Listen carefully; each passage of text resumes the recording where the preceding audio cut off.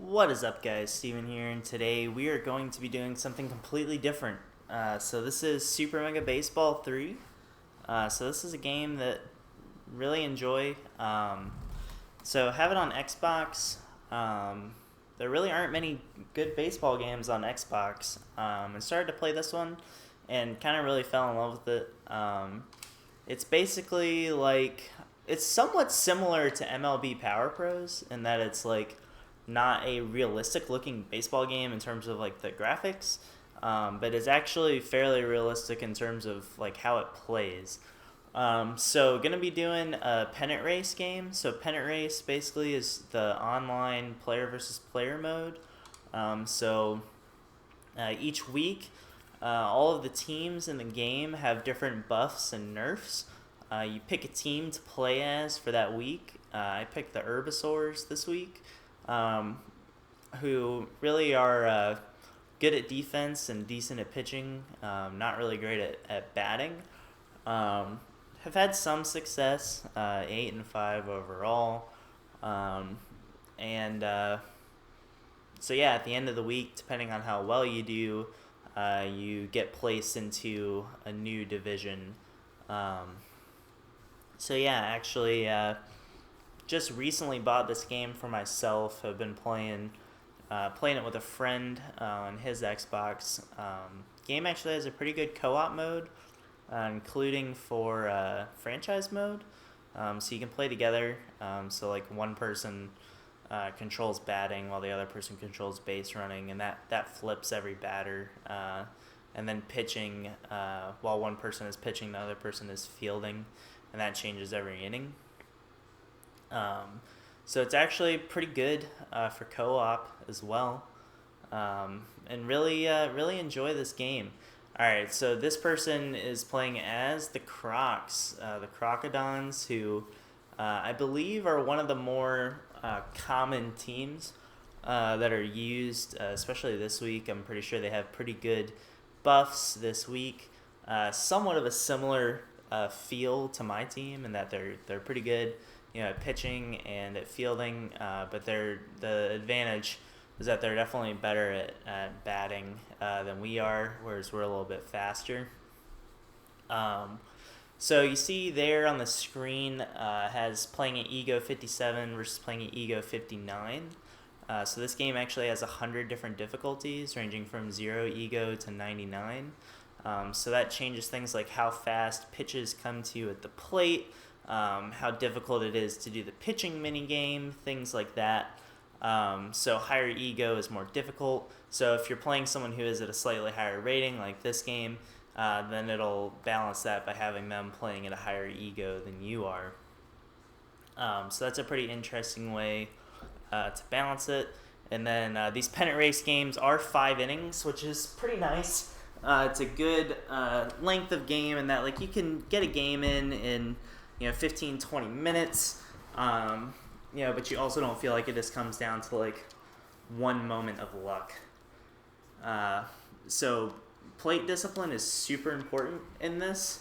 I want to make sure that we're only swinging at good pitches and not swinging at balls like we just did there. Alright, so good eye. We have kind of weird shadows on this field at this time of day, so I'm not a huge fan of.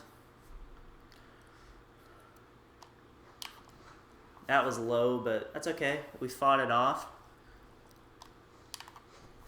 That may have been high. It was pretty close. I just kind of panicked and waited too long.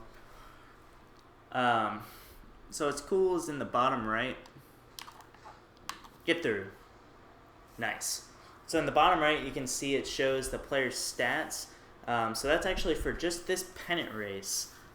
So that is, this week playing with this team, how well they've performed. So it's pretty neat to use that. Oh man, got caught stealing. I tried to go back, but did not. So it's pretty nice to use that to see how well your players are performing during the week. Bit early there on that changeup. So we're having decent plate discipline here, as we just swung at a ball. And unfortunately, it's a little comebacker. Yeah, running into that out was not great because that was very fast. So really, if I went on pretty much any pitch, especially because the pitcher had very low velocity, we're pretty much always going to make it. But just did not have the patience to wait for that move to the plate. It cost us there. So did you get him to chase a little bit there? And we're going to try to get him to chase on this pitch low as they stave off that pitch, and then we just paint the corner with a fastball and fortunately getting out. So the pitching minigame is pretty great. You pick a pitch, you start where you want it to start, and then it'll break from there. So what I just did is a power pitch. So they're harder to aim, but they go faster and break more. Or you can do a regular pitch, which is easier to aim, but does not move as much and is not as fast.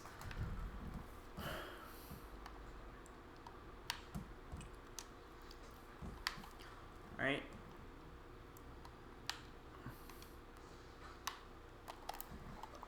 Alright, so we make a great play there. So we really just need to get this out here, and we'll be in great shape. And Henry Hamster makes a good play at third base. No harm, no foul on that bad pitch, of which we gave up a double. Oh, but speaking of bad pitches, there's one, and Grunt Manley blasts it about as far as you can hit a ball without getting a home run.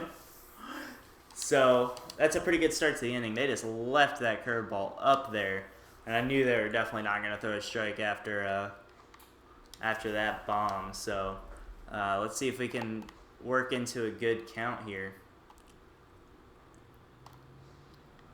as we actually just walked. So that's great. We're going to force them to throw strikes.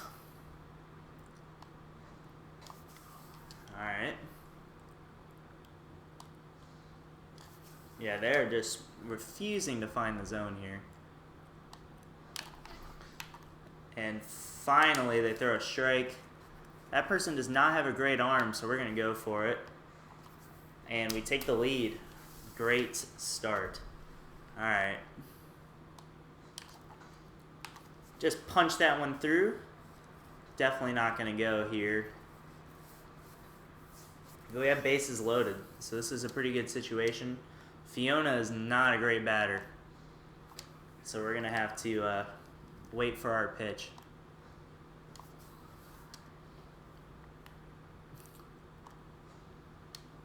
Very high. 3-1. They got to throw me a strike. And we will take that all day, every day. Walking in a run. Our pitcher is now up. There they go. They find the zone finally.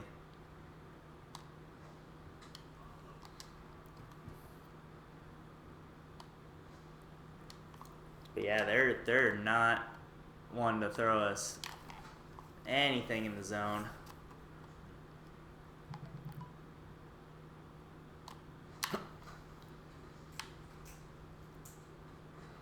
Wow. That is really bad. As we get doubled up, I did not expect them to make that play. And we didn't even get to tag up, so that was pretty unfortunate. I'm actually going to steal here because they're getting into a rhythm. Yep.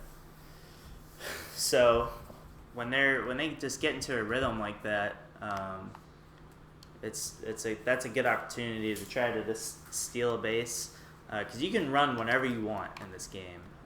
When you press the button, they go.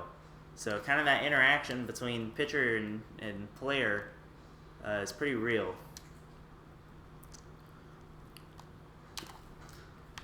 Get through. Yeah, that was very softly hit. Unfortunately, we only get 2 runs out of that because of that great defensive play.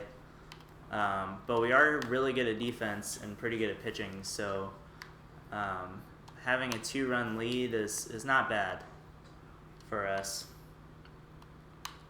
So they're actually being pretty patient here.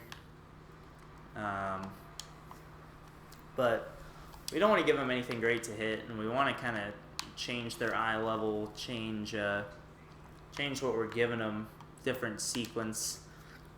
I played someone yesterday who was at like 3,000 points, who every at-bat started the at-bat with a down and away fastball.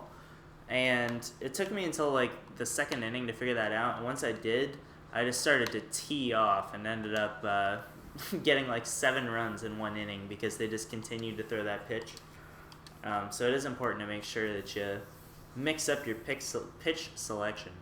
Alright, so they're bringing in a relief pitcher who has just a completely different look and feel, because he has like all velocity, no accuracy.